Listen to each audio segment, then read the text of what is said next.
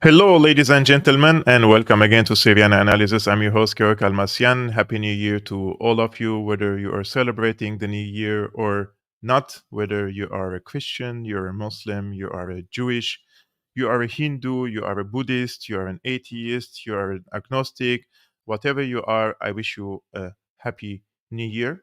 Let's hope that this year would be less, I would say, instability and less conflict in your countries and around the world. And this is the purpose of Syrian analysis, to enlighten the people about the root causes of this war so that we stop the ruling elites from waging these wars this year and next year and the years that are coming ahead of us, because our generation has lived many wars, unfortunately, and we want for the upcoming generations to have a peaceful time on this planet, although that is probably very difficult thing mission to do, but we are trying our best, that we're trying to build bridges with the people of the world so that we can together push against these elites who are trying to profit from these wars on the expense of our blood, our livelihood,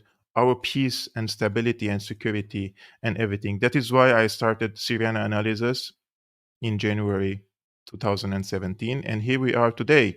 This is January 2024. How many years have passed for that? 7 years. Millions of views on this channel. And I'm very grateful for every single one of you who are following me from the beginning in 2017 and still following me today, or whether you are a new follower of Syrian Analysis and a new supporter of Syrian Analysis. And I would like to say thank you to all of you, because without you, this channel cannot function. And with the suppression of YouTube algorithms, especially for political content and opposing political opinions to the established mainstream narratives, we have managed one way or another to persuade the algorithm and serve through the algorithm and reach to millions of people. In this video, I would like to answer to your questions, what you have on your mind about 2023 and 2024 conflicts, geopolitical issues that are probably you have some unanswered questions in your mind. So please post your questions, guys, in the live chat, and I will do my best to answer to all of your questions.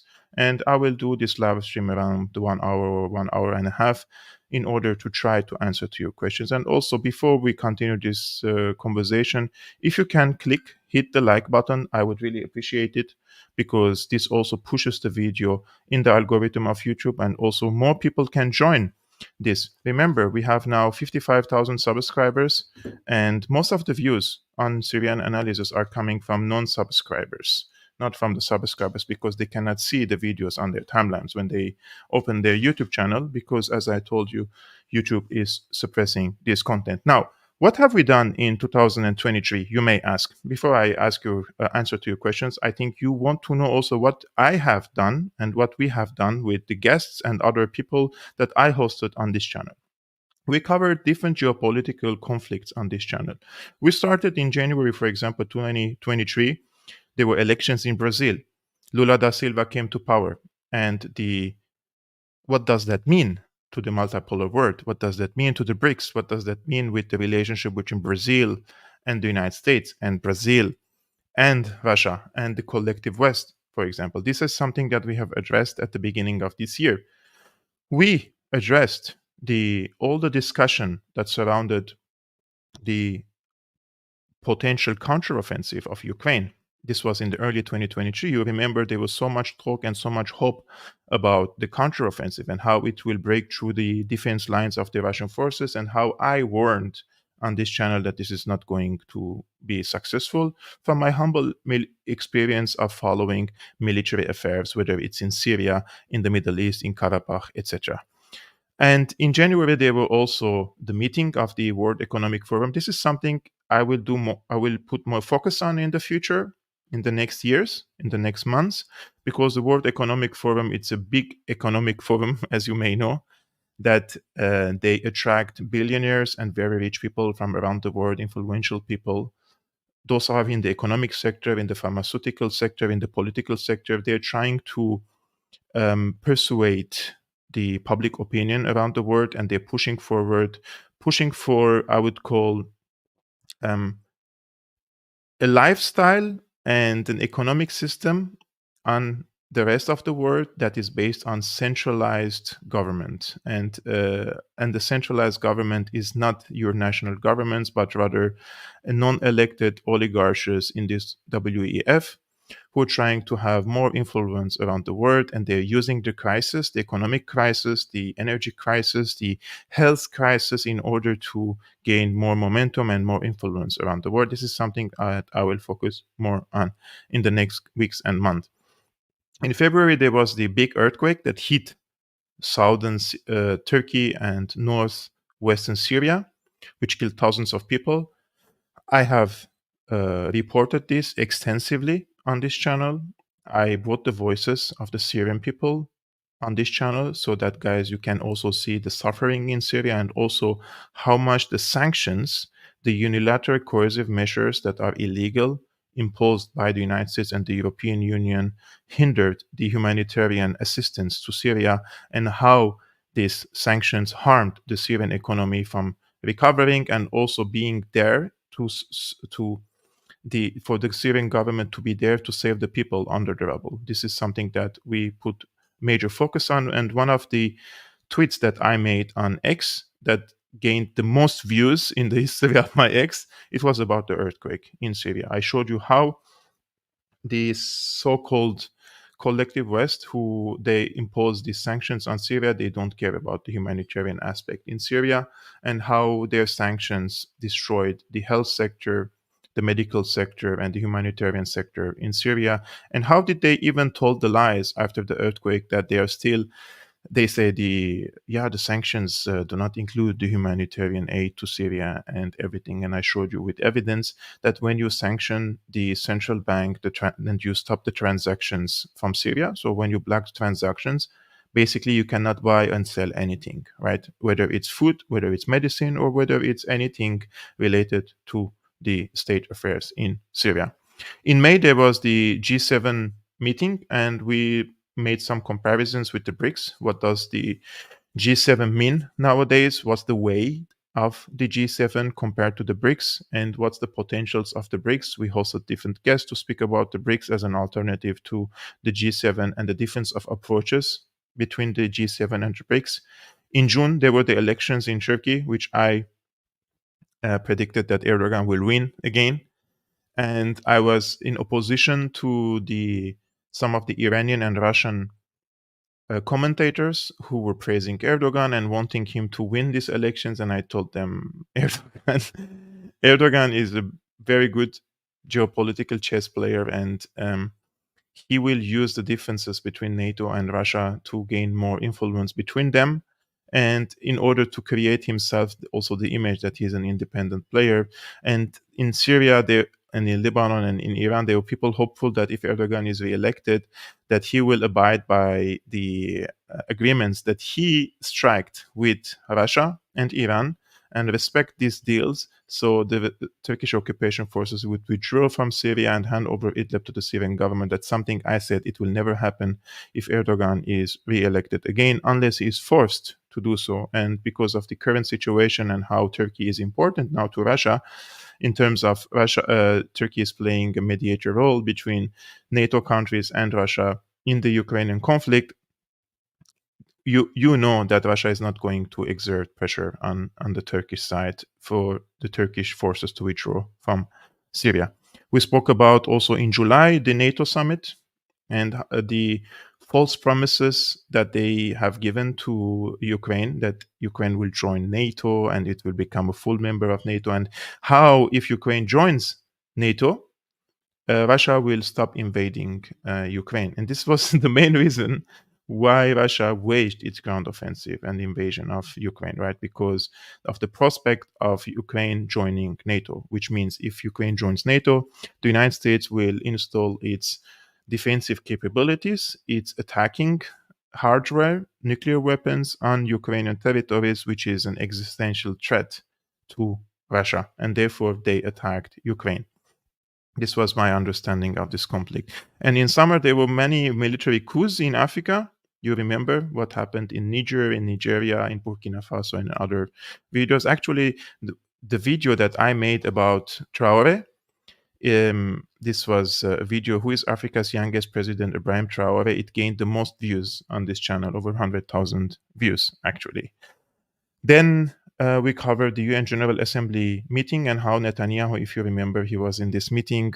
He carried a map with him of Israeli map, which doesn't show any territories to belonging to Palestine. So he told the world actually in September of this year, of last year, 2023, that he doesn't believe in a Palestinian state, that he's going to occupy every single inch of the historic Palestine, and he will make it Israel.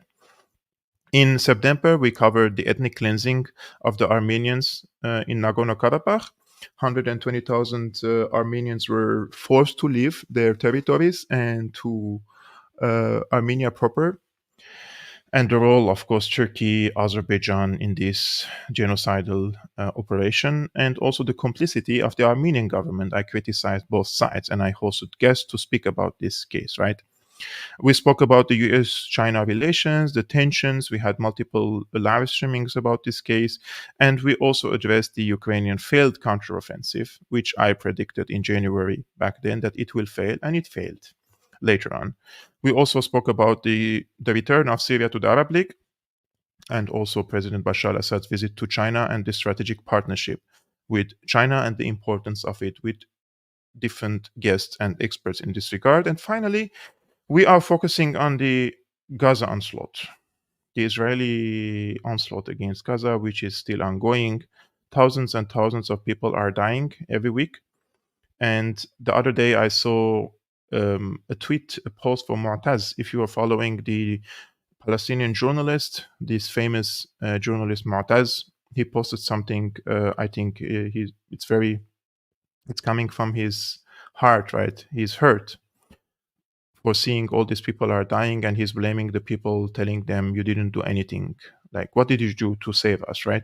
And he's partially correct. I mean, what did we do to protect the Palestinians from this onslaught, except for raising awareness, going to the demonstrations? What did the people actually do?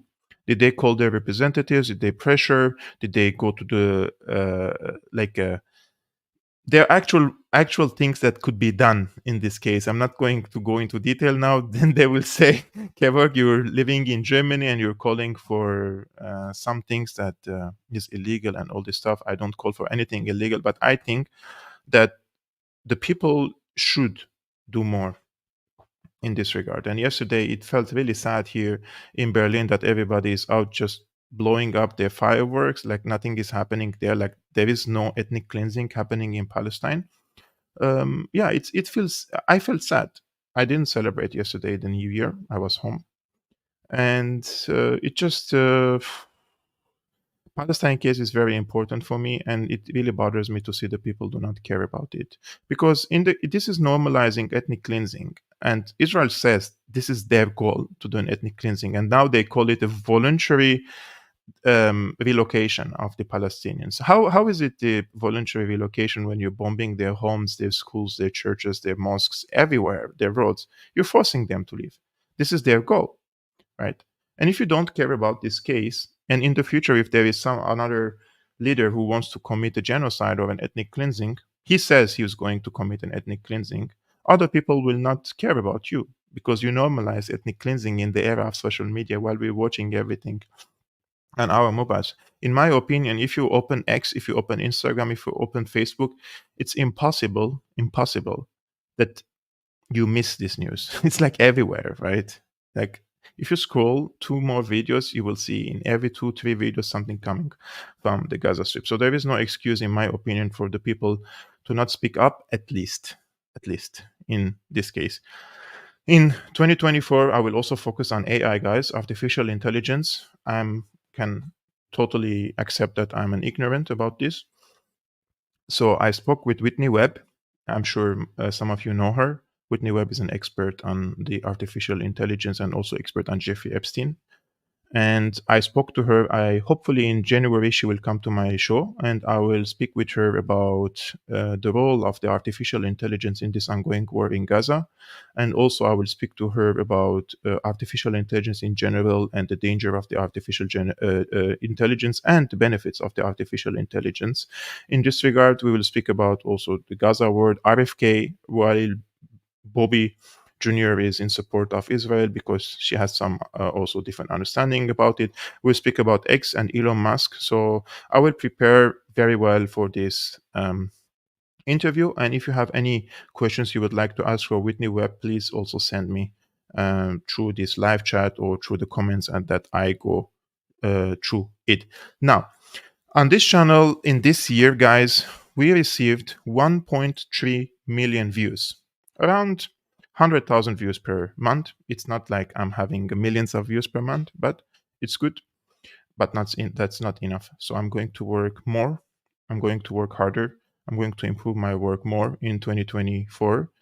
In 2023, I received 113% more views than in 2022, which is good. Hopefully this year will be more. 1.3 million should be probably 2 millions. Let's do it together, guys. If you're watching this and you didn't hit the like button or subscribe to this channel, please do. And also send this channel to your friends. I'm really doing my hard work to bring to you quality work and analysis and commentary about different geopolitical conflicts. So 1.3 million views on this channel. We had around 13.4 thousand new subscribers this year, which is 66% more than 2022. I mean, those are good numbers. We can do more. 100,000 subscribers would be really nice. It will give me more also encouragement and motivation to do it. I'm motivated in any case. I'm very motivated this year. I want to do more work for myself and for you guys.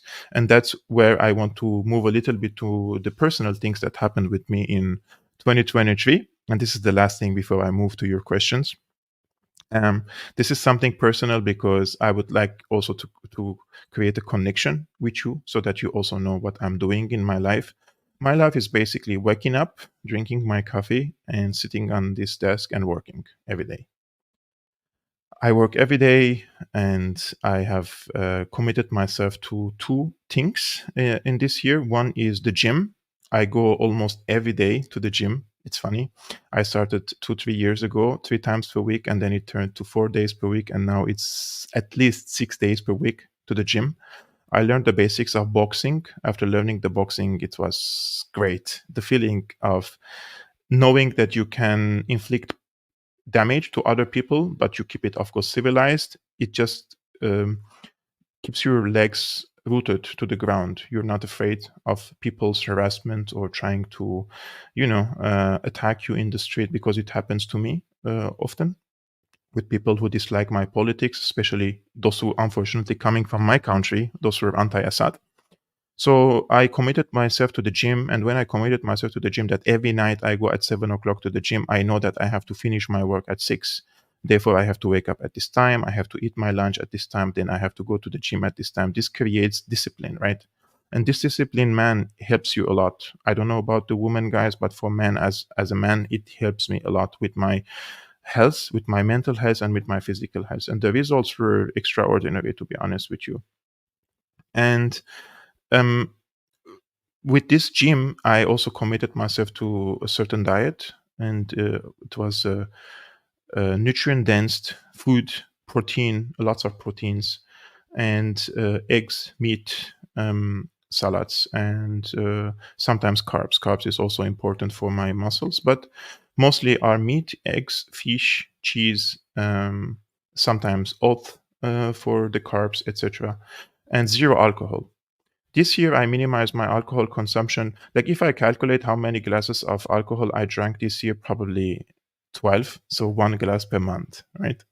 And every time I drank it, I regretted it. And the moment I minimize it a lot, I felt every time I drink alcohol, I get poisoned in my stomach. Now I took the decision. In 2024, it's going to be 0 glasses of alcohol, and there is no one can convince me otherwise. It's so much better without alcohol. And cigarettes, I used to smoke 1 cigarette or 2 cigarettes per day. I also stopped that completely. So no cigarettes and no alcohol from now on. I also take my supplements. Supplements, I take the zinc, the B12, the magnesium, and the D3K2, K4, sorry. By the way, I have become an affiliate marketer for a friend of mine who is selling vitamin D3, K4, which is an amazing, in my opinion, supplement that everybody has to take. Sorry, D3K2. But with it, you need to also take magnesium. But if you want to buy, if you're from the United States, guys, and you want to buy high quality vitamin D3K2, which is important for your immune system, you can find the link in the description. It's an affiliate link. You're not going to pay any extra penny. It's just that I get some commission from the profits of that. And I got married. This year was amazing.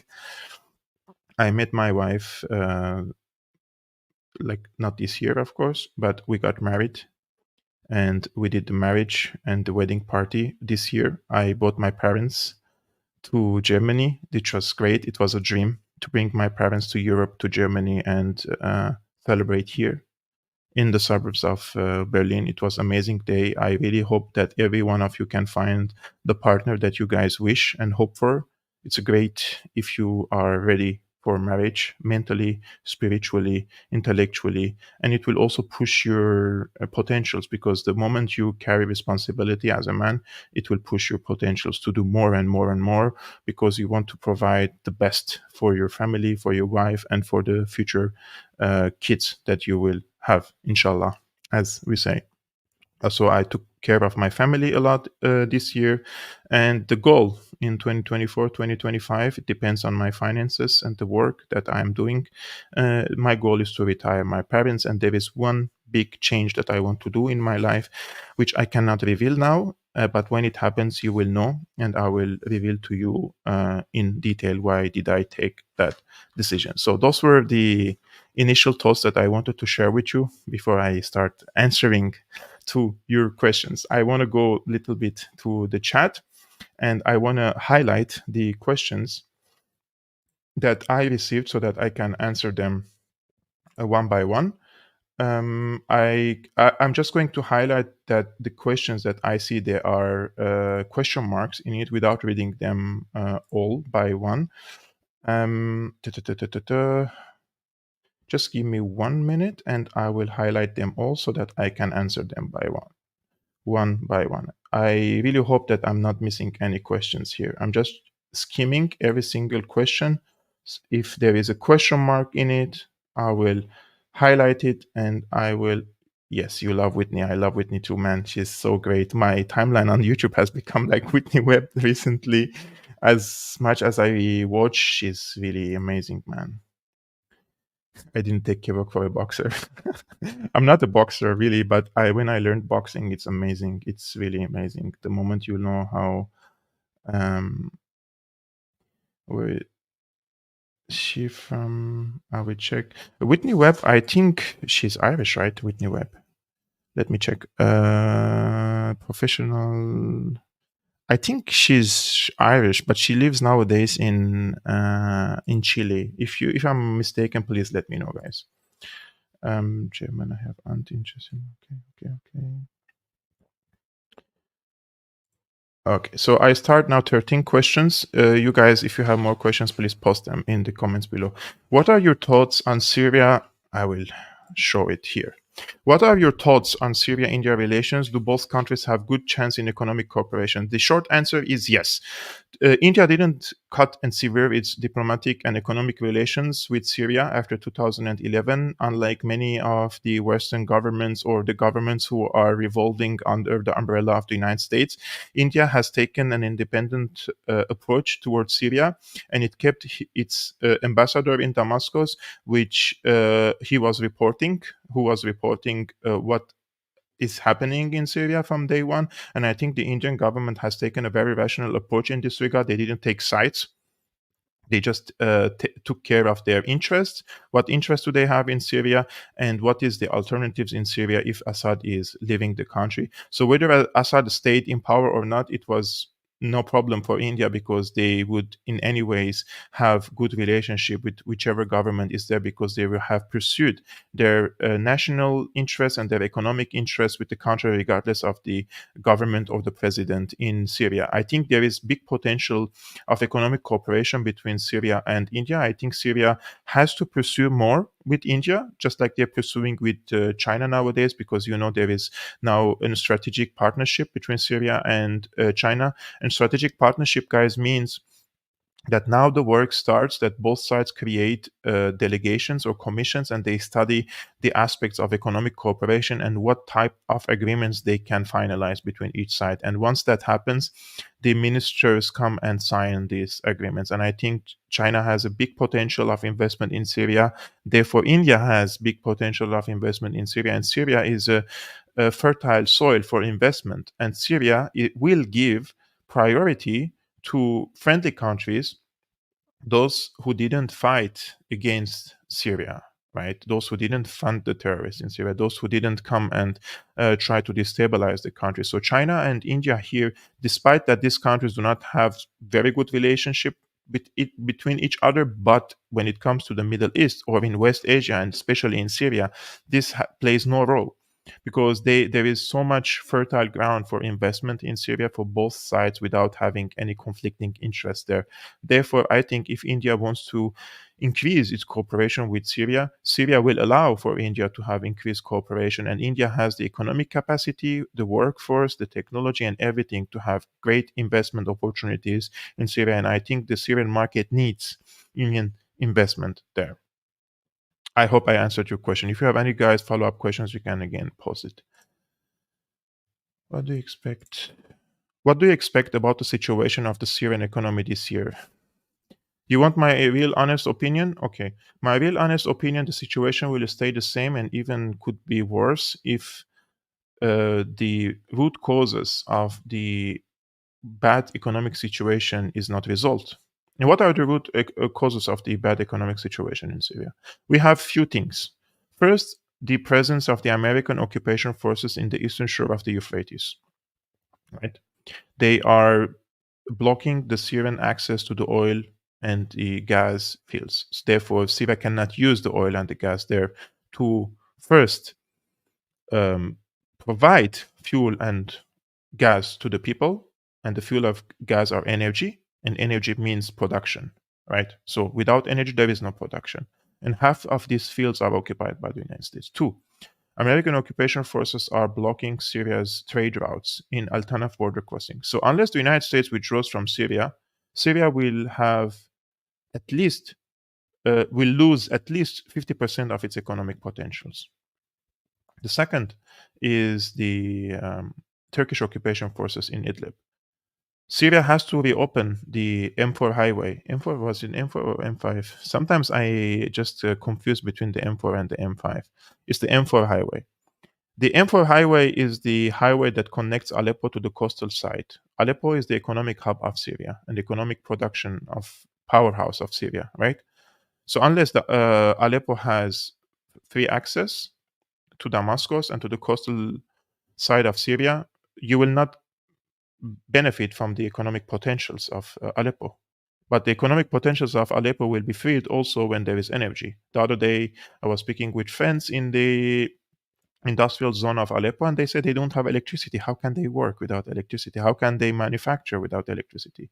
So first, liberating the gas fields. Second, reopening the trade routes. And third, fighting corruption. I mean, corruption in Syria is unbearable. And in every single governmental or non-governmental sector, the corruption is so visible. And the people get upset of that. And the government loses support from the people because of that. And the corruption is so horrible in Syria. And this is something that the government has to tackle it very, very quickly. And the people can see, like, despite of the bad economic situation, there are rich people who are showing off their Lamborghinis, their Teslas in Damascus and in Latakia and in elsewhere, and the others cannot even have a taxi to go to work. Government has to tackle this. So there are at least three factors here that we have to tackle. Otherwise, the situation, the economic situation, will stay very dire. The question, Houthis have been killed. What are the chances they can hold the blockade? I think the chances are 50-50. Houthis are very, I don't want to call them stubborn, but the Houthis are very determined people. If you see the history of Yemen, the only Arabic country that wasn't colonized was northern Yemen. There is no other country that wasn't colonized in the history. These people are very good fighters, very determined fighters. And they have increased their military potentials and might a lot since the Saudi, UAE, and American war against Yemen. And they are getting support from, of course, Iran and expertise from Iran. So I think I have read today that Iran has sent one of its warships to the Red Sea. This is probably for protecting also the Houthis there. Uh, Houthis are not the proxy force, by the way, for Iran, but they're allies with Iran. And I think with the current ongoing onslaught against Gaza, I think the Yemenis will not back off. This is just my opinion. Maybe I'm wrong, but I think the Houthis have taken a conscious decision from their point of view that they have to do all they can to protect their brothers and sisters in the Gaza Strip militarily. Other countries probably doing some things diplomatically. Other countries are doing giving military aid indirectly, intelligence help indirectly, but the Houthis have taken a decision to do it publicly. And this will put them under immense pressure. And now the Americans have shot some of their fighters in the waters. And the ironic thing here is that instead of us solving the root causes of this blockade, by the way, is not against American ships or Japanese or English or French or German. It's just against the Israeli ship, like any cargo ship that is going to Israel, right? So instead of solving the root causes of this, which is the onslaught and ethnic cleansing of the Palestinians in the Gaza Strip, America is trying to solve the symptom of this, which is the blockade. Therefore, we have to, when I said we have to pressure the United States and other Western governments, this is one of the aspects that we have to focus on. And that is the people in America, whether they are Americans or not, they have to pressure their government to stop these massacres in the Gaza Strip. You have to call your congressman, congresswoman, your representative, and you have to do more. You have to go to the streets and you have to speak online. Yeah, unless this onslaught is ongoing against Gaza, I think the Houthis will not back off. And I think the Americans are not ready for an all-out war in the region against the Houthis or against the Iranians. So the other question, why are US forces leaving the Eastern Mediterranean, Chicken? I'm not sure if they are leaving. Usually they rotate in Eastern Mediterranean. They go to Cyprus and they stop in front of Libya and they come back, but they don't leave completely the Mediterranean. I don't think the Americans will leave the Mediterranean. They go to Italy, they go to other allied countries, and it will take them a few days to come back to Eastern Mediterranean, in my opinion. They will not leave their ally Israel alone in this regard. Today I just posted something about this case. Let me show you. I just posted it before the live stream, which is something I think you have to be aware of. Let's see. So this is it. Let me see. I will just hide this comment. Okay. So this is Lieberman. He says that Israel may have to reoccupy southern Lebanon for 50 years. They want to push Hezbollah away from the borders. And I said, Israel doesn't dare to launch a ground invasion of Lebanon because every single airbase in Israel will be neutralized by Hezbollah's precision missiles. This means the Israeli Air Force will need the American aircraft carriers in the Mediterranean to land its F-16s. Therefore, these threats, if materialized, are aimed at forcing the United States to intervene directly on the side of Israel with its Air Force, warships, and probably with boots on the ground. Israel is, in fact, trying to bring the US to a conflict in West Asia that the latter doesn't want to and has no interest in if you measure it from the perspective of American national security and geopolitical interests. Therefore, ask yourself this question: is Israel a friend and an ally of America? Yeah, I think the United States doesn't have an interest to get involved in this war, but their warships and aircraft carriers are there to help Israel in case the Air Force of Israel or the air bases of Israel are neutralized by Hezbollah, which is a very dangerous scenario to think of. Let's hope that Israel won't really escalate and wage a ground offensive against Lebanon. So this morning, this morning BBC were reporting that aid could enter Gaza from the sea. Anyone heard that? Thought that there was a blockade. I don't think that they will allow an aid to go through the sea.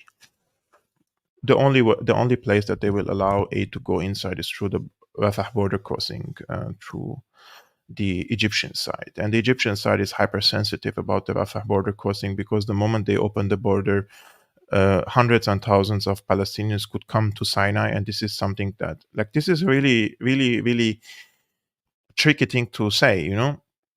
At one hand, you want for the Palestinians to live in peace and stability and security, which means that they need to have their human rights of getting a refugee status in Egypt, and then when the war is over, to go back. But at the same time, if you open the borders, Israel will never allow them to come back to the Gaza Strip. So they want to materialize their ethnic cleansing of the Palestinians there. So it's a really, really, really horrible situation also for the Egyptians, in my opinion. Do Palestinians target logistics in Israel? I think the Palestinians do not have precision missiles. Palestinians have just rockets that they can hit maximum to Tel Aviv, and they are unguided missiles, and they just fire them with, like, let's say 10 or 20 of them.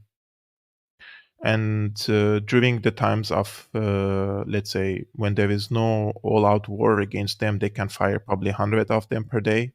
But those are not precision missiles, and they don't cause much damage. If they fall over a building, they can open a hole and some fire. If they hit a car, they burn it down and destroy it. But they don't, like, hit a building and take it down. Even if they hit a military targets, it's not going to work.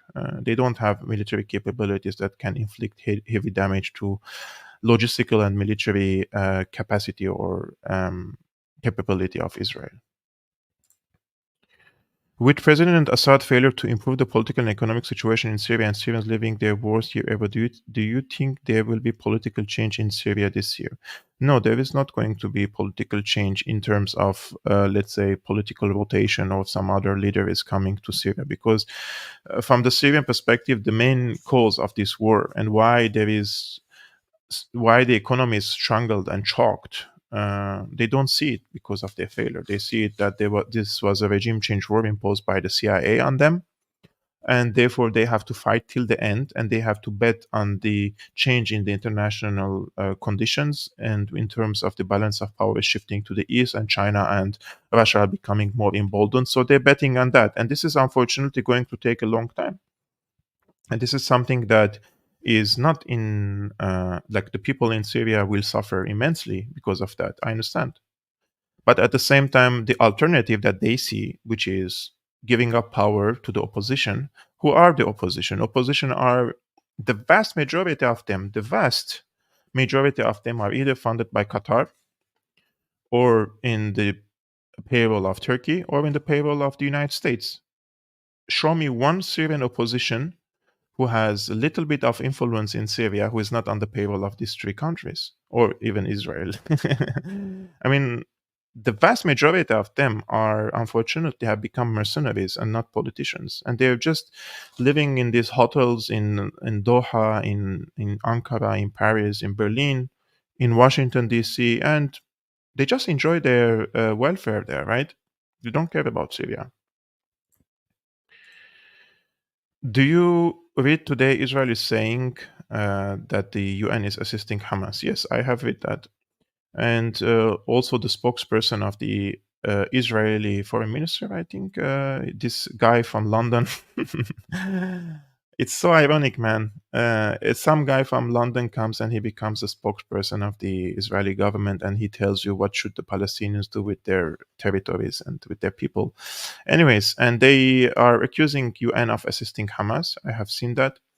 Israel has accused everyone who rejected the ethnic cleansing of the Palestinians by anti-Semitism, by being a Jew hater, and all sorts of things. And now they're doing the same thing with the UN. They cannot call the UN anti-Semite yet. If it's an anti-Semite, then why are you part of it, right? They will ask you this question. So they're still trying to use UN in their favor, but they're failing because any sane person can see what's happening in the Gaza Strip, unless you're, of course, an Israeli politician who is doing hasbara to lie to the world. It's so obvious nowadays. I think yesterday I played the speech of the Palestine vice permanent observer at the UN, and I think 12,000 people watched it. If you didn't, guys, you can find it. Uh, the video before this, yeah, 12,000 people. Palestine delivers historic speech at the UN Security Council, and you can see the difference between the speech of Palestine and how the speech of the Israelis are happening. It shows you the desperation of the Israeli side to try to convince the world of the legitimacy of their military onslaught against the Gazans, and nobody is buying that, in my opinion.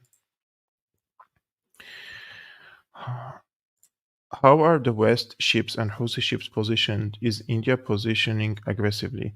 I haven't seen that India is positioning aggressively, but there are some of the ships that were targeted in the Indian Ocean, and the Americans claim that those were Iranian drones.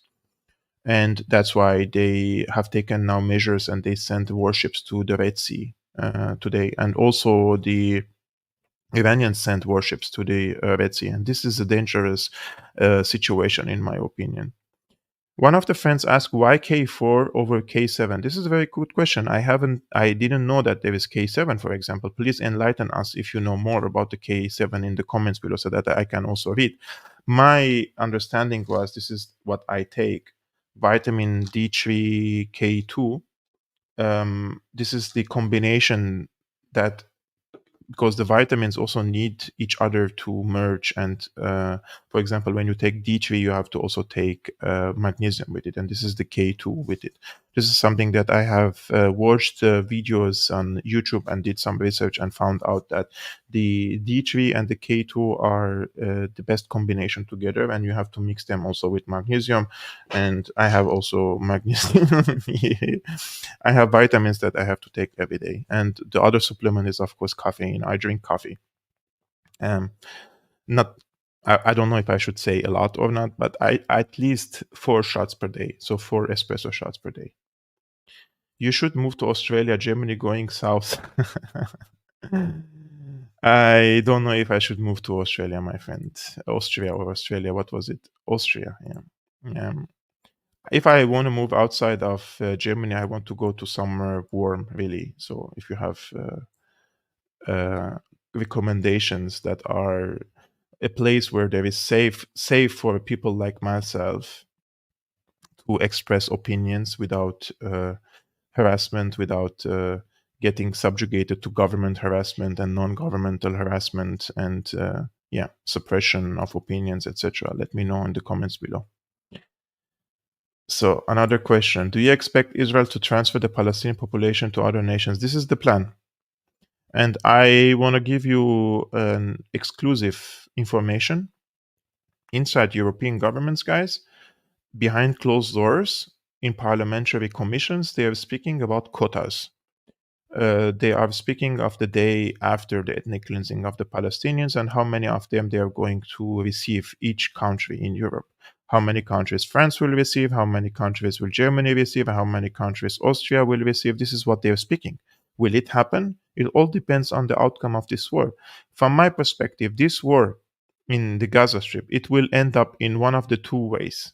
It's either going to be an ethnic cleansing, or it's going to be a serious escalation, a very serious escalation.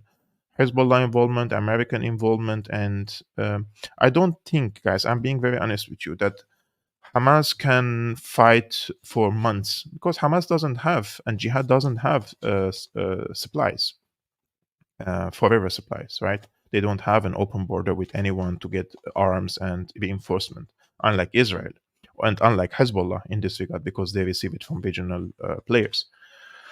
But Hamas and Jihad, they have a very, I would say, limited amount of fighters and limited amount of weapons. And unless Israel stops it by itself, if Israel is determined to continue this war for month 2, 3, 4, what is going to be the result, right? Maybe I'm underestimating Hamas. I don't know. Maybe they have something that I don't know.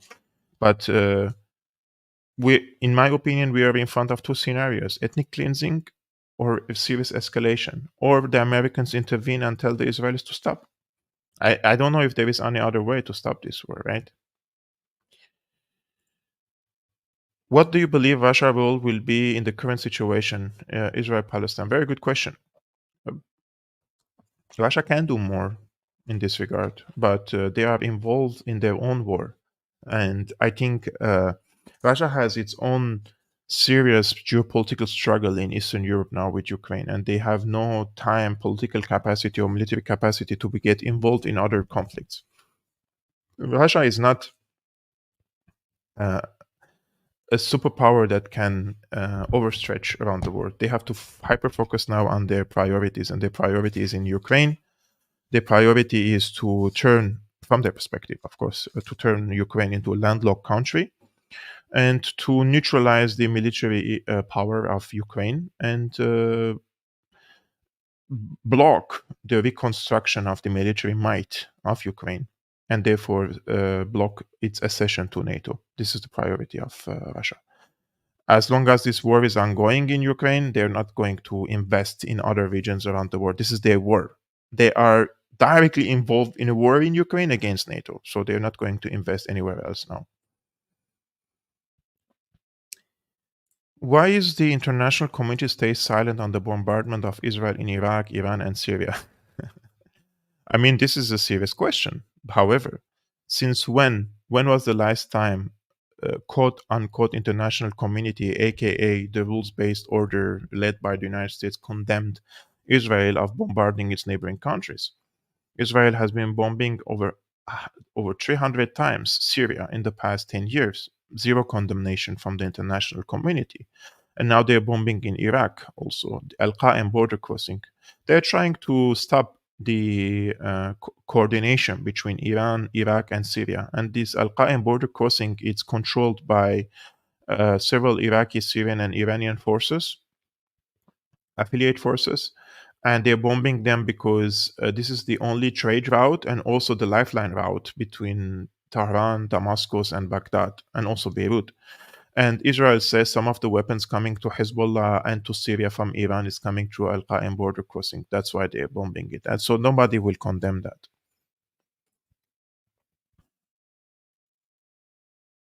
How long will Gaza's ammunition last? Very good question, right? Nobody knows. This is the serious question, because I think Netanyahu now he's willing to sacrifice a lot of his soldiers. Like in the past, before this Gaza onslaught, there was something, an equation that Arabs used to say: Israelis cannot tolerate high death toll, right? Now it seems that Netanyahu is determined to sacrifice a lot to commit the ethnic cleansing, to finish it as they're promising and vowing. So how long can the Palestinians continue fighting? This is a really serious question. And I think the moment Hezbollah knows that Gaza is going to fall, this is the dangerous moment that they probably try to intervene in this war. Although there are no signals that they are interested in a regional war in the region. Nobody wants regional war. The Iranians do not want regional war. Syrians do not want regional war. Hezbollah doesn't want a regional war. This is the rational thing, right? Nobody should want a regional war. However, there could be other calculations. We don't know. This all depends on Gaza and also depends on how far the Israelis are going to go. I was just wondering.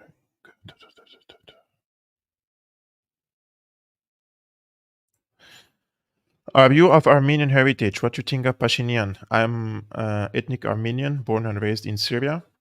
My grandparents survived the Armenian genocide and they fled to Syria. We were from Kilis. Some of the family were from Antab, some of them were from Kilis, and they fled to Syria. And I was born and raised in Syria. I have only Syrian nationality, Syrian passport. However, I'm of Armenian heritage, yes. And I think Pashinyan came to power in 2018 after the color revolution engineered by the US affiliated NGOs, mostly from the US Aid, the NED, Soros organizations. They have infiltrated the Armenian society through their NGOs, through their media outlets, and they did similar work that they did in Ukraine. And they indoctrinated the people to elect Pashinyan after a color revolution in 2018. They call it the Velvet Revolution, and it was disastrous from the day one. I mean, I'm really tired of saying I told you so because it shows like I'm patronizing, I'm being arrogant. But in 2018, when I saw what's happening in Armenia, and I told my Armenian friends, you have to be careful because a Velvet Revolution or a color revolution means this is going to reorient the strategic position of Armenia to the west, and Russia is not going to tolerate that. And if Azerbaijan attacks Armenia or Azerbaijan attacks Nagorno-Karabakh, then the Russians will not come for help. And this is exactly what happened. In 2020, 2 years after Pashinyan came to power, Azerbaijan waged the war on Nagorno-Karabakh, and they captured most of it. And Pashinyan signed on a capitulation treaty. And then in 2023, in September, Azerbaijan waged the second phase of this war, and they ethnically cleansed the Armenians. So yes, of course, I blame Pashinyan for that. Pashinyan is a very incompetent leader, and in terms of geopolitics, and we lost a lot. Armenians lost a lot because of Pashinyan. This is just he's the Saakashvili, in my opinion, of Armenia. I'm reading the other questions, guys. Okay.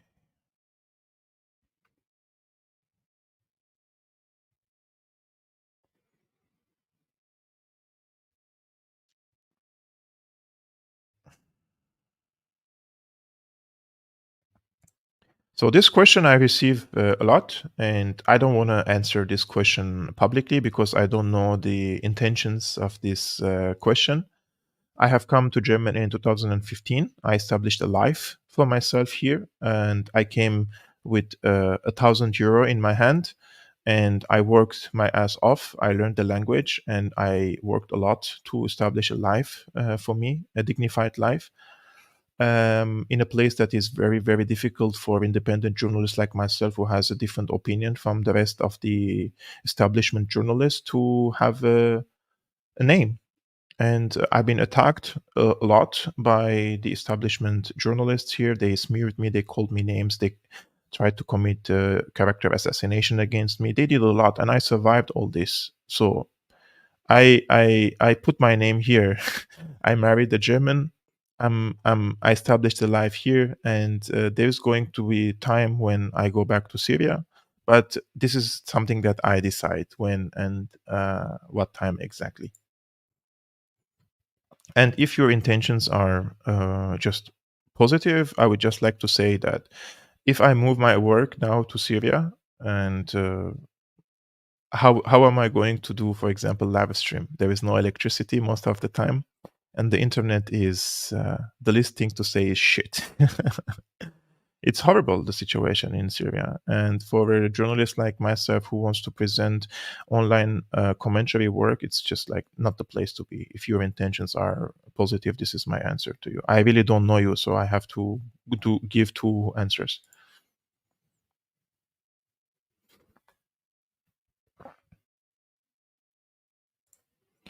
Do you think that the Gaza genocide will lead to a larger West Asia war? What probability you give? It's a very, very, very, very high probability, actually. It's a scary thought, you know. This is something that the Israelis want. And today, when I showed you this, what Lieberman says that they want to occupy southern Lebanon, this is a recipe for regional war. This is a recipe for Iranian intervention and American intervention. So Israel desperately wants this war. And when they want this war, they are going to drag the Americans in this war. And this is a deadly, deadly war. Nobody has an interest in, especially the Americans. So it all depends on the Israeli policy, because it showed you clearly that the Iranians do not want regional war. Otherwise, they would have retaliated against Israel. Hezbollah, they just limited their operations in northern Israel with limited strikes against Israeli armed positions. So you ask yourself, who wants this regional war, right?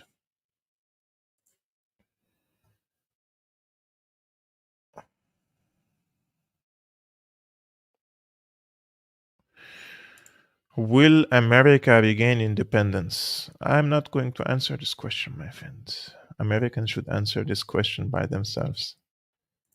Will Armenia get rid of Pashinyan? I hope so. Who's going to get rid of Pashinyan, my friend? Pashinyan is in full control of all state institutions. He kicked out all the old security elites, military elites, those who liberated Karabakh in the 90s, those who protected the Armenian borders in 2016 war against Azerbaijan. He eliminated all the people who were capable of removing him from power and those who had geopolitical mastermind. He imprisoned many people from the people who were not happy with him, and he is in control of the media, is in control of the state institutions. It's just it's not a democratic environment, you know. It's very difficult to remove Pashinyan from power, in my opinion.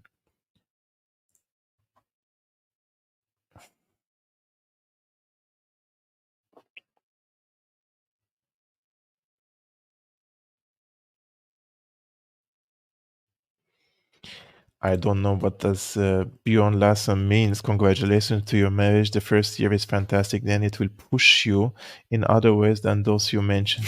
Wink, wink. I don't know what you're talking about, my friend. And it's been I've been with my wife for more than 2 years together, and it's for now. It's great. We married in December last year, and the wedding was this summer.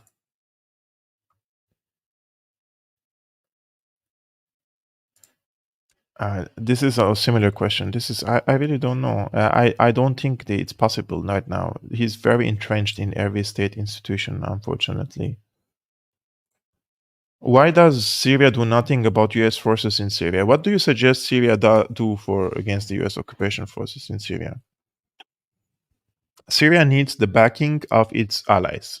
If they want to wage a war against the American forces, right? And who are the allies? Iran, Russia. And both of these countries do not want to open a regional war against the United States. So Syria depends on indirect attacks against US occupation forces through affiliate forces, drone attacks, rocket attacks against them.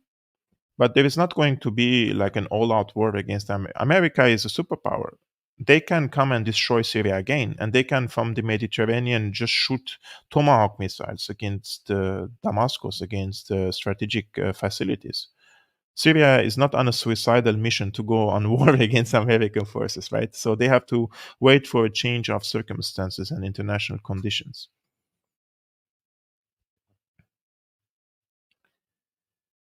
So, other questions? I'm just going to hide this comment first.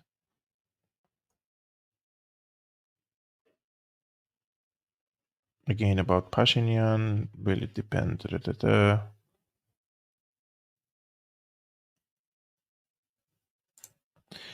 Hey, Kevo, can you dig deeper into President Vucic? He is stuck between a rock and a hard place. If he dumps NGOs like US Aid and states he doesn't want EU, the West will sanction him. Yeah, I know.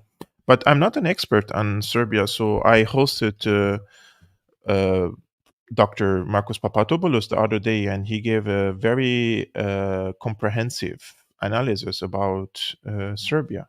You can go, I think, 2, 3 live streamings before this.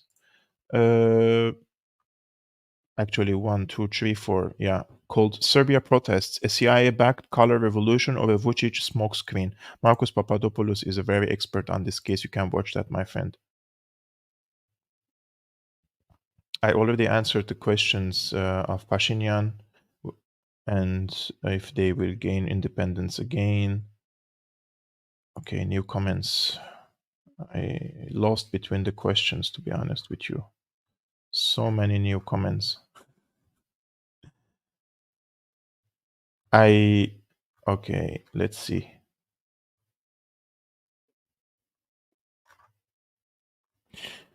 Do you think Ukraine will join NATO after the war? No, I don't think Ukraine will join NATO. I don't think Russia will tolerate that, anyways. And there is serious talk that Ukraine may disappear from the map of world world map. And they're speaking of some of the regions would go to Hungary, others to Poland, and it's a very sad situation. Ukraine is a very destroyed nowadays, and it's not going to be reconstructed in a way that they can pose any serious threat against Russia again. Russia will not tolerate that. And this is something that I don't say it like a wishful thinking. You know, it's any power that has intentions to become a superpower. They're not going to tolerate that. What about Kurdistan? No one is touching this topic. In Syria, my friend, there is not going to be Kurdistan. It's a very difficult thing to aspire, because in the areas that they want to create their state, the Kurds are 30% of the people in this area that they want to create their own state. 70% of them are Arabs, Assyrians, Christians, Armenians, etc. And they want to a piece of a cake in Syria that has 50% of Syria's oil and wheat, most of the wheat, and 50% of the oil. And if you want to start dividing Syria on ethnic and religious basis, then we have in Syria over 20 ethnicities, religions, and sects. Then why don't give other people there also piece of cake? Why not the Armenians take piece of cake? Why not the Assyrians, who are the original people of Syria, take a piece of cake? Why not the Alawites? Why not the Shiites? Why not the Sunnis? Everybody want to have a piece of cake then, right?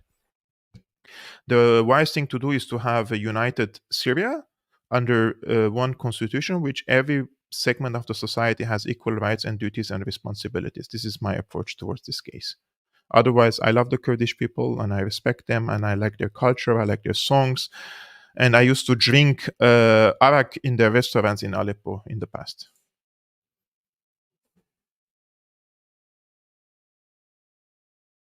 Kevok, don't drink much coffee. Coffee leaches vitamins and causes anxiety. I don't know, my friend. I'm really feeling good with the coffee, and I told you I'm drinking 4 shots of espresso per day. I don't know if that's too much, anyways.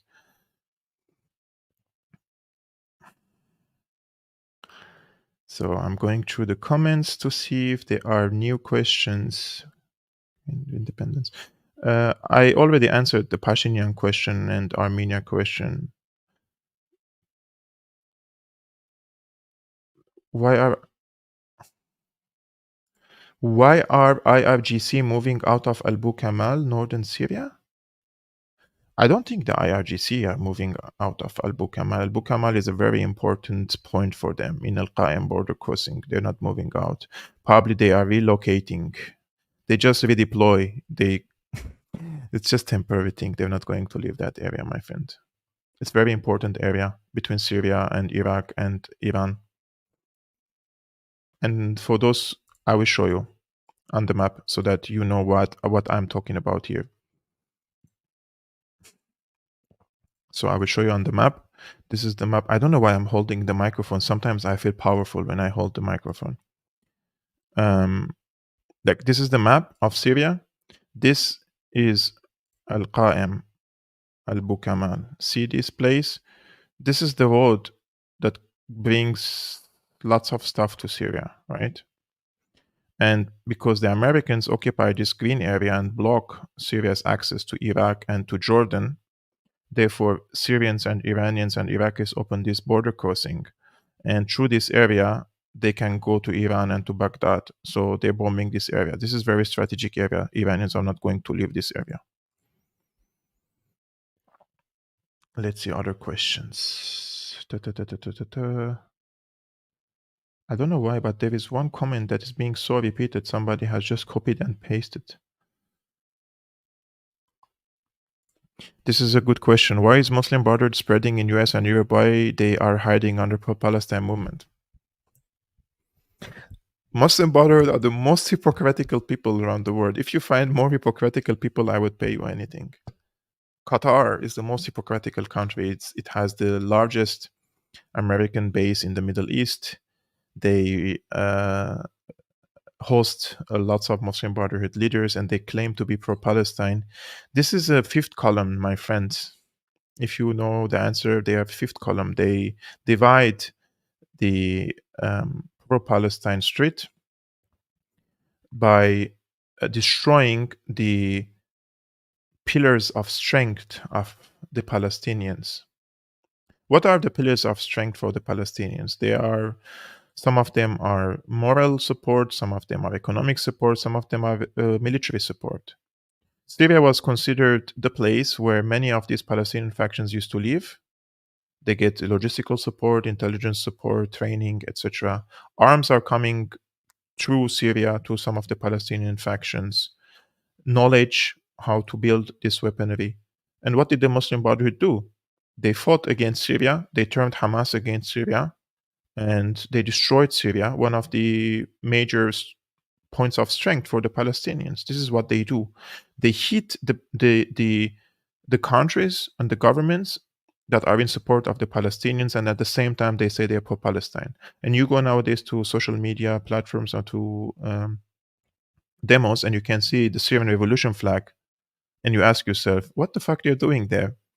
They are allied with Israel. They received funds from Israel. Their fighters were getting medical treatment in Israel, and now they are for Palestine. And these same people, when they see me in these demos, they harass me and they say, what the fuck you're doing here? You're an Assadist. Go away. We don't want you. You know, they do these things. So they are fifth columns, and they destroy this movement from within. This is how I see the Muslim Brotherhood. Is there any Western news channel that reports honestly about the aggressions? I don't watch, my friend Laura, Western news. I don't turn on my TV to watch any news. I get my news from most of it from people in Gaza on social media platforms, and I make up my own mind. I don't watch news, and I don't want to overwatch news. I only open it if I want to watch some podcasts. John Bolton is demanding Iran is targeted. How will this play out? My friend, 2 days ago, I did an interview with Dr. Mohammad Marandi from Tehran. You can watch it. It's in the live streamings of Syriana Analysis. Israel is trying to escalate the war, the title, Dr. Mohammad Marandi. It's a 1-hour discussion with him exactly about this topic.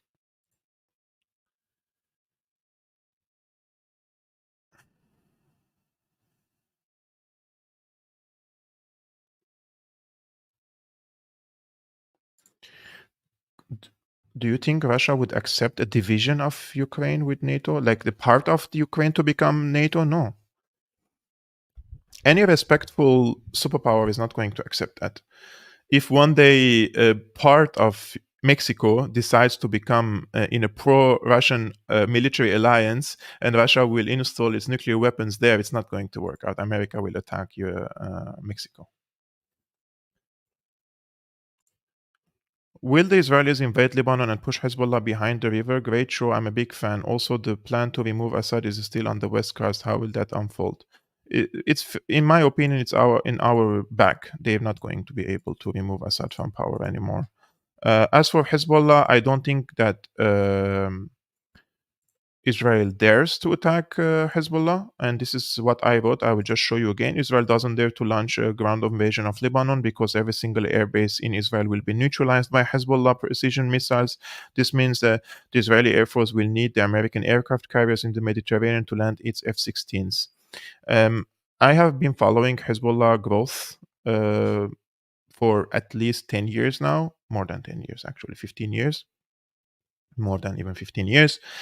And I think Hezbollah has improved its military capabilities greatly in the past years, and they have established an deterrence and mutually destructive, an equation that both sides can destroy each other. Hezbollah has been fighting in Syria for 10 years, for a decade. They have gained combat training and experience, and they have precision missiles, anti-aircraft, and anti-ship cruise missiles, and precision missiles, and they're very strong. I don't think Israel dares to attack Lebanon. This is not my wishful thinking. This is based on analysis. And if they attack and wage a ground offensive and ground invasion of Lebanon, rest assured that the reaction from Hezbollah will be so strong that the Israelis will need the intervention of the United States. And this is something that I suspect that the Israelis are trying to do um, to persuade and force the Americans to intervene in this conflict.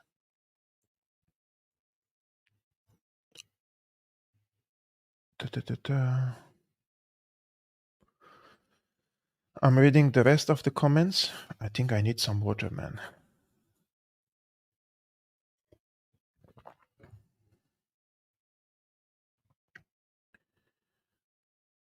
Okay, this is a good question.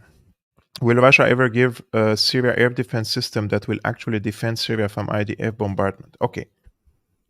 People see this from, of course, black and white perspective. I want to explain to you.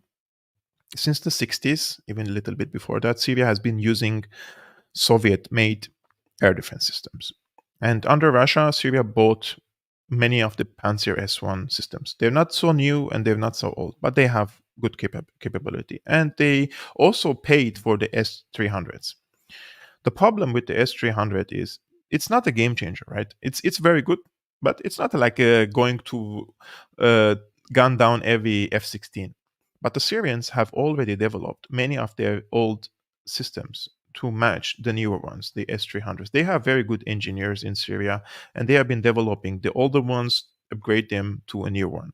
Some of the T-72 tanks in Syria, they have the Syrian engineers have developed it, and they added parts on it, technologies on it, and then the Russians came in 2015. They were surprised that the T-72s they have become modernized in the warfare that Syria was engaged against these terrorists. So Syria really has a big military, let's say, sector that they have engineers, they have experts, and they're working on this day and night.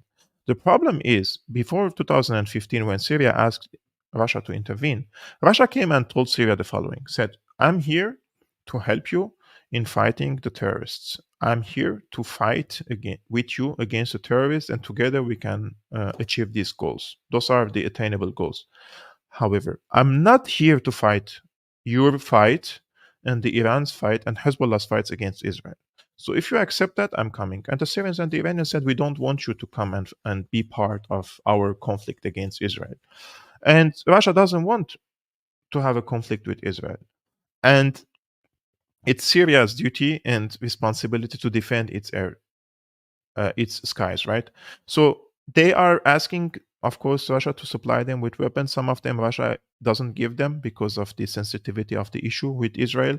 So Syria is replacing this stuff with weapons from Iran. I mean, it's a very complicated question. I'm not a military expert, but this is my understanding of it. It just that Russia doesn't want to have bad relationship with Israel on the expense of other things in the region. I'm checking other questions.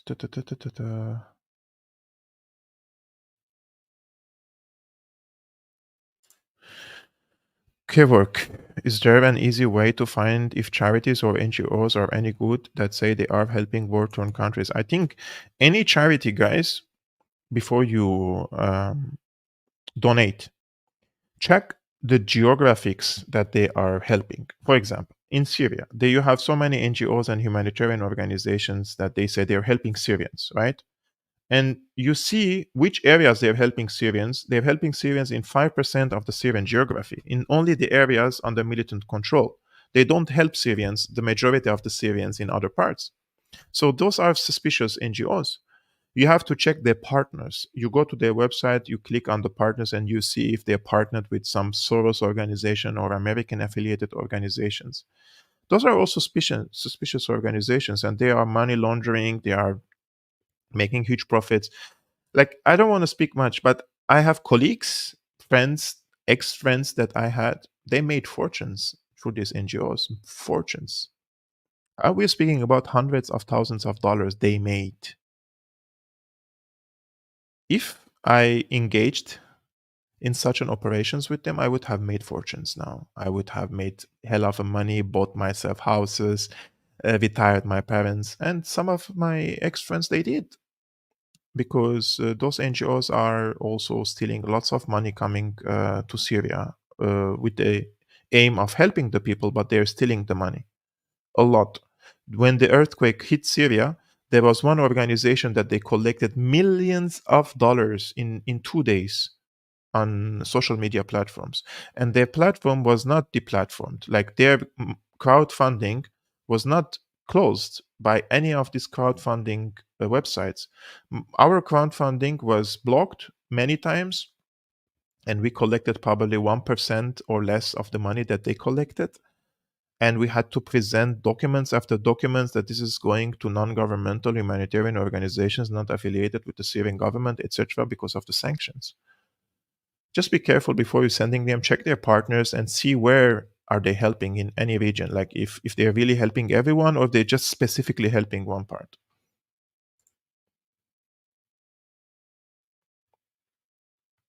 Okay.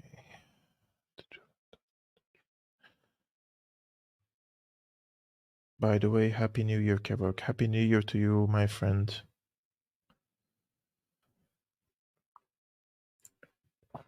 Will Eastern Europe change, become pragmatic and neutral, redevelop their relationship with Russia and stop being US colonies?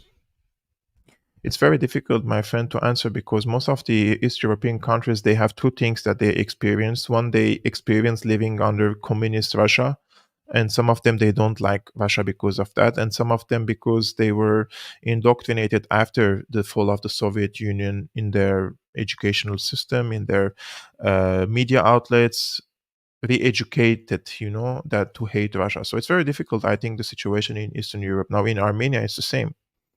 Lots of people, increasing number of people hating Russia because of the Pashinyan affiliated media outlets.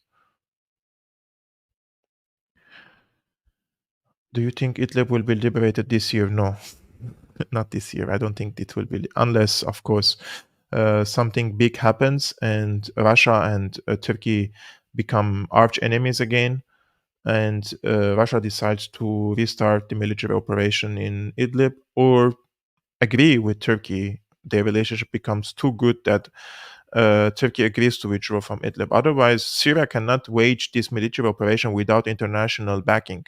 Russia has to support Syria, air support, intelligence support, and also at the UN Security Council, because rest assured, all these so-called Western leaders who are now giving carte blanche to Israel to continue the Israeli onslaught against the Gaza and the Palestinians, they will all go to the UN Security Council and ask for a ceasefire and impose sanctions on Syria. So it's a very, very difficult situation.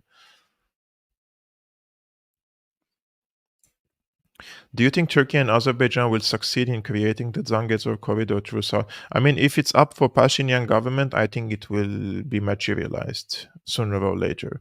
But the situation is tense because Iran is in opposition of this Zangezur corridor. If Iran gets assurances from Azerbaijan and Iran and gets some economic benefits in exchange, probably they would accept it. But the Armenian government is just a lost case, so I don't really have any high hopes of the Armenian government and their ability and intentions to oppose such a corridor.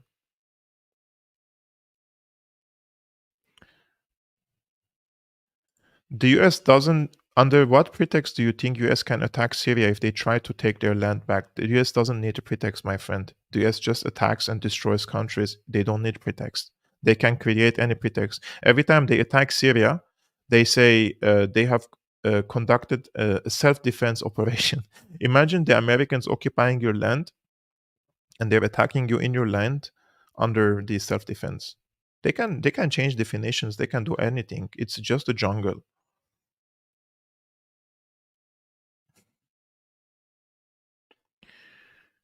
So I think no. Do you think the people in Germany know who blew up the Nord Stream? I mean, most of them probably do not know because they will never tell them in the media, anyways, my friend.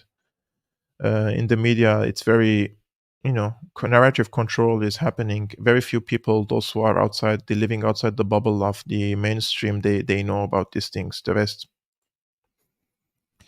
it's very difficult. The Muslim Brotherhood was behind the millions man march in Canada. Were they using us? The Muslim Brotherhood, as I told you, they are fifth columns, my friend, and they don't care about Palestine. If they really care about Palestine, they would care about the allies of Palestine. If you destroy the allies of Palestine, you don't help the Palestinians. What tangible support has the Muslim Brotherhood given to the Palestinians? Just name me one. Just one. How did they help the Palestinians? Just one.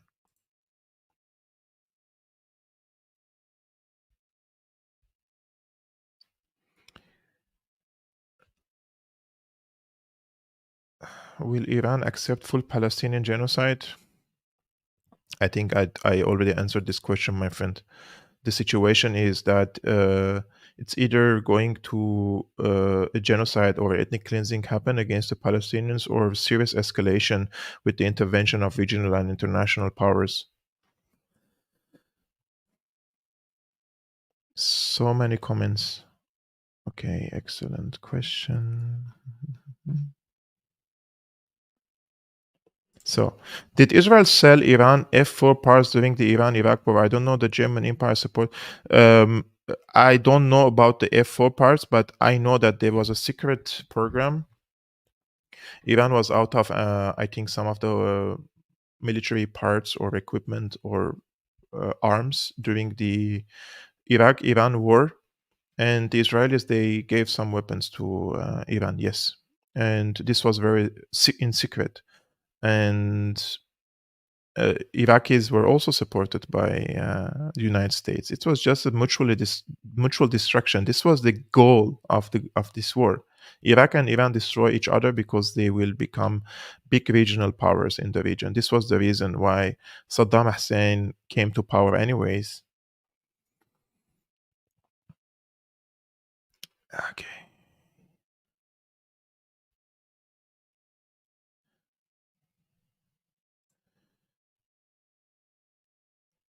I don't know where are we speaking about, but in Syria they only have the S-300, the S-400 deployed in Russian air bases, and Syrian army is using the Panzer S-1 and the S-200s.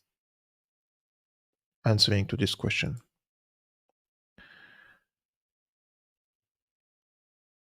Okay. I'm trying to skim the questions because my eyes can't see anymore, to be honest. And some of the questions I don't know the answers. I'm not really expert on everything, guys,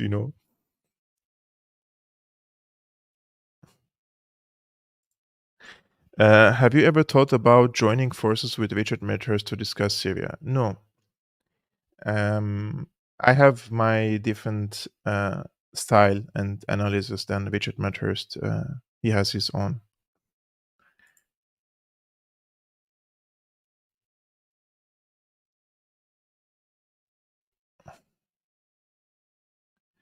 A few years ago, yes, but now, no. Just being very honest. Kevog, you sound like Biden. Thank you very much, my friend. What a compliment. So I think these were the questions. It's already 1.5 hours. Thank you very much, guys, for tuning into today's video and all your support. I already promised you more work for this year, and I will be very consistent and working day and night to become 100% independent. So when I say 100% independent, that means I don't have to go to the second job. I don't have to do other jobs to survive. So if you like my content, first of all, before leaving this video, please hit the thumbs up button, like this video, so that I can persuade through the algorithm of YouTube. If you want to share this video with your friends, if it's beneficial, please do. And also, if you want to support my work, you can become a patron, guys. Link is now scrolling on the screen. It's www.patreon.com/Syriana Analysis. It's a great support and help for me, and it allows me to become 100% independent and dedicate all my time to researching, creating, videos like this, and rest assured that I work between 4 to 6 hours before every live streaming like this, reading articles, summarizing them, trying to make sense out of them, and come to you and present the facts that I think are important for you and for me to know, because the goal of this video is educational, as I mentioned, and I want to enlighten the peoples, especially that my country, Syria, been through a very brutal war, an unjust war. So I don't want other countries and other people to live the same that I lived. So thank you very much for tuning in, guys, and we will see you tomorrow. Salam.